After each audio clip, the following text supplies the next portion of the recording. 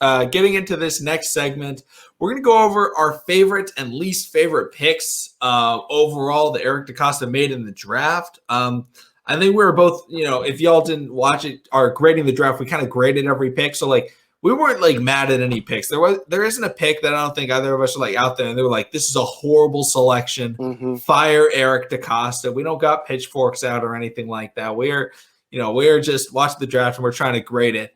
And I want Joshua to go first, and I want you to give me your least favorite pick. So everybody, comment down below your favorite and least favorite picks. But remember, we have to pick a least favorite because it was initially going to be called best and worst, but I didn't like calling a pick being the worst pick because that is a horrible connotation.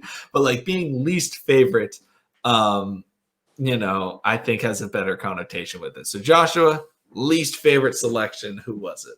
Hey man, I'm sticking with it. I'm gonna go with Mr. Oway. Listen, Mr. Odafe, Mr. Jason, Mr. Oway. If you listen to this, please do not get mad at me.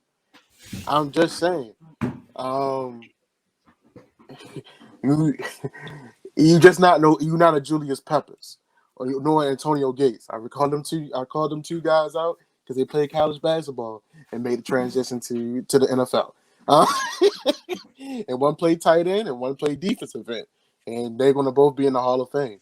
So I mean, right now, you got some big cleats to fill, man. I just want you out there, hit the ground running, man. It's just we're in the mind of winning, and I know everything comes over with time. But at the same time, it's do we have the time right now to really tap into that potential? Do we have the time to train you? It's different it's different. I'll do a Dragon Ball Z comparison. It's almost like Goku when he gets ready for the big tournaments. We all know if you anime watcher, we know Goku loves to fight. Goku needs 1 day in the hyperbolic chamber to get stronger. And even during his fights, he gets stronger. And he trains in the midst of his fight and still finds a way to beat you. Mr. Oway, how long do we have to train you to get to NFL speed in order for you to become that Pro Bowl edge rusher? Because, when someone knows they have untapped potential, how much work are you going to put in to be that potential Pro Bowler? So, I guess right now is I got a question mark over him. That's all it is. Can you be that guy? Because we need that guy on the edge. So, that's my least favorite. He just has a lot to prove to me right now. Okay. I disagree with you. I almost had him as my number one favorite pick. I really like the pick, and here's an analogy I'm going to make that a lot of Ravens fans are with you. They're okay. I think a lot of Ravens fans don't like Ben Mason, that pick, or the Brandon Stevens as well. But I think Oway, in terms of first round picks, a lot of people weren't happy with it, and I tweeted something out on Twitter, and I firmly believe it. Ravens fans, y'all have been for the last 2 years. Eric DeCosta, how could you take Marquise Hollywood Brown over Dacarius Zacalyn Metcalf? How could you do it? If you didn't know, that's DK's main full name. How could you do it? DK Metcalf, absolutely ridiculous athlete. It was so clear he was going to be so good. Marquise Hollywood Brown, he was the safer pick. He was a very good route runner. He had good hands. DK Metcalf was a guy who can't really run routes. He doesn't have great hands. He's just a physical beast at the wide receiver position. Well, not Jason Oway. Odafe Oway is a guy who doesn't really have skill moves, in the pass rush. He's not going to hit you with that nice spin move. He's not going to hit you with a bull rush. He's not really going to do anything like that. But he's a crazy freak athlete. He is the DK Metcalf of the defensive draft. And I will say he was the third highest ranked FBS edge defender by Pro Football Focus. But that's my kind of comparison. So Ravens fans can't be hating on the pick of Oway while also getting mad over us not drafting DK Metcalf. Because Eric DeCosta, maybe he heard everybody. Maybe he heard, oh man, what if they took DK? He took the DK this time, so we cannot get mad over, and we skipped, who did we skip out on? Azeez Ojulari, the guy with injury concerns. Hollywood was the sure bet with the injury concern coming off the Liz Frank injury. So that's kind of my comparison. I really like the pick. I'm not somebody that's calling out Eric DeCosta. I still stand by the Hollywood Brown pick, but that's my defense for him. My least favorite pick, I'm gonna say, I love all these picks. I hate saying I have a least favorite pick. I really like all of them. If y'all saw my draft grades, I was grading really darn high. I'm gonna say Ben Mason. And it wouldn't be Ben Mason if it wasn't for one thing. He went to the University of Michigan. And I'm not trying to say, oh, I hate guys from Michigan. That's not what I'm trying to say. I'm trying to say, stop drafting guys from Michigan. They never work out for the Ravens. Everybody always asks, oh, we got that Jim Harbaugh insight. No, we don't. Jim Harbaugh gives us horrible insight. What was the last time Jim Harbaugh has never given us a player that has turned out well. It's never happened. He always suggests guys, oh, man, this Chris Wormley guy, that's the guy. He's the guy. Oh, great work ethic. He's going to come in. He's going to be very good for you. That's the guy. Draft Chris Wormley. Oh, man, Ben Bredeson. Oh, yeah. He's the guy. He's the guy on the offensive line. You got to draft him. John Harbaugh's like, I bet, let's do it. And all of a sudden, oh, you got to draft Ben Mason.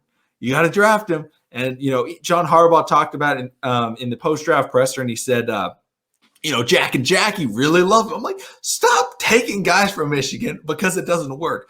Ozzie gets a pass for drafting guys from Alabama because he drafted a fair amount of great Alabama players. We've never drafted guys from Michigan since Jim Harbaugh came that have actually worked out. So, I've said I really like the Ben Mason pick, but, just him being from Michigan concerns me. If he was from, I don't know, even if he was from Northern Illinois State, and he was coming out, that wouldn't be bad. That wouldn't be bad.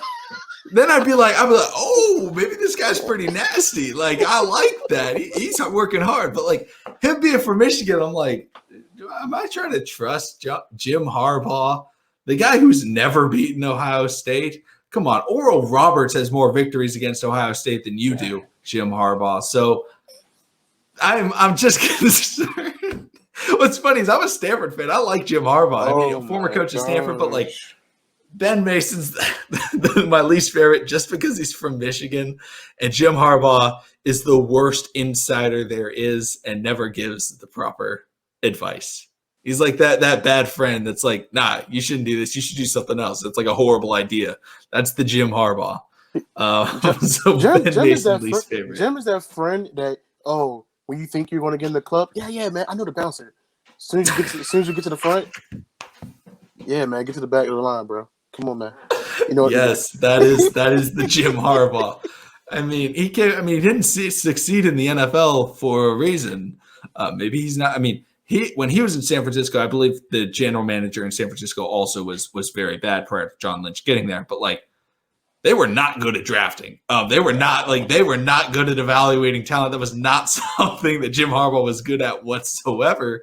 So in terms of asking, maybe if you're Bill Belichick and you're talking with your good buddy Nick Saban, and he's like, "This is a guy." Nick Saban maybe said that about Mac Jones. And maybe Bill Belichick was like, all right, there we go. Okay, we're not talking with Nick Saban. We're talking with Jim Harbaugh, who's not that type of guy. So Ben Mason, least favorite pick. But let's get more positive, Joshua. Favorite pick. Favorite pick? Oh, man, let me talk to you. It's going to be Big Sexy.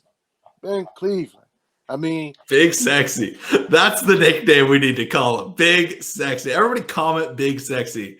If you're in with the new nickname. Listen, man, back in my day, man, I played O-line. I played defensive line. I played a little bit fullback. I was all around the field just about.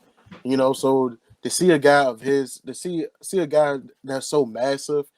Matter of fact, I'm gonna go ahead and put it like this. In high school, my left tackle was 6'9". My left guard was 6'6". My center was maybe 6'3".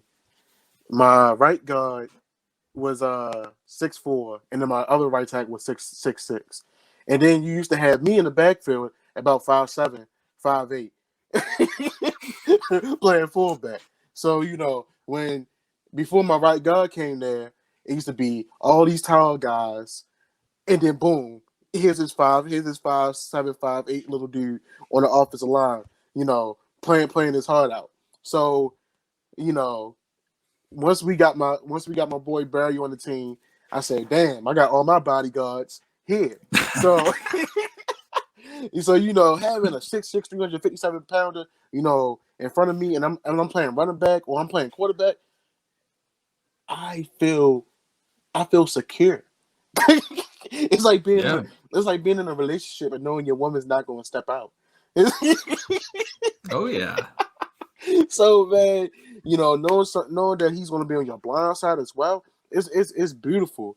And someone and having someone on your team in the AFC North, on a run heavy team that is a mauler and a nasty type of dude, man, I can't do nothing but love that pick. I mean, it's going to be music when you see him put somebody on his ass off the first play. So I'm loving it.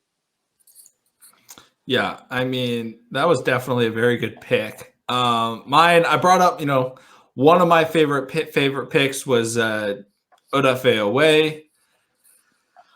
If y'all saw my draft grades, I'm a really big fan of the Tylan Wallace pick. I'm a really big fan of the Shaun Wade. I'm a really big fan of almost all of these picks. But I have to go with my guy, Rashad Bateman, the number one player on my draft board. The biggest, thing that I wanted to address once we had 2 first-round picks in the draft was wide receiver. I really wanted Bateman or ETN. Those were the only skill guys I really wanted. But I wanted Bateman so badly because he is a phenomenal route runner, and that is exactly what we need. His a really good comparison for him is actually Sammy Watkins coming out of college. Sammy Watkins was a top 10 pick in the NFL draft. The only problem with Sammy has been injuries throughout his entire career, because when he's been on the field, very, very good. And Rashad Bateman, maybe a better route runner. When I'm talking about comparable to Sammy Watkins, I'm talking measurables, not as much play style. But he plays like Keenan Allen. He's a very good route runner, and he said he models his game after Keenan Allen and Devontae Adams. 2 of the best wide receivers in the NFL. The 2 best route runners. Wide receivers. They are clean. They honestly, I've been hyping up Keenan Allen and Devontae Adams. I've been saying for the last year and a half. I've been saying those are the 2 best route runners in the NFL. And I've always been a huge fan of Keenan Allen. And now we're getting Rashad Bateman, whose comp is Keenan Allen. Sammy Watkins is not a full-time fix. He's a patch seal. He is one of those they cut up the ramen noodles. If you've seen those videos, they put it in the little car dent, and then they paint it over it. That's what Sammy Watkins is. Rashad Bateman, you're getting your car detailed, getting him a new finish. That's what you're doing with Rashad Bateman. It's a clean treat. So for me, Rashad Bateman's my favorite pick. Love a lot of these picks, though. This is not he's just far and away better. I love a lot of these picks, but. That's what I got on Rashad Bateman. I don't know. I know you're down with Rashad Bateman as well. So hey man, listen. Even though my boy Terrence Marshall went to Carolina, man, Carolina they're gonna be something special with that young man. But I see the bigger picture. And we needed someone more polished. Somebody can come in immediately. Not saying Terrence Marshall couldn't do that, but I feel like Rashad Bateman, hopefully, with Greg Roman, bringing this extra dynamic to the offense this upcoming season, that we see the ball be thrown a lot more. I'm not saying we're going to be this pass-heavy team, but I'm saying we are going to be a respected, balanced, offensive, explosive team. That's all we want. And I feel like, going out and get Rashad Bateman shows their commitment to the pass game. Absolutely. And that's what I love to see. Greg Roman in the post-draft pressers, he's been saying a lot of good things about, making big changes. Whether or not it happens, I don't know. But that's going to do it for not only this segment. Go check out the other segments, but it's going to do it for the full podcast. Thank you all for listening to the Trust the Bank podcast. And really, we'll see all of you again next time. Hopefully, we've signed some free agents. Justin Houston, Alejandro Villanueva, those type of guys. So thank you all for watching. In EDC, we trust, but good stuff. Big trust. And I'm gonna say this before we go, Greg Roman. If you don't keep up to your word, me and McConnell gonna meet you outside the bank. Love y'all, family. Yes.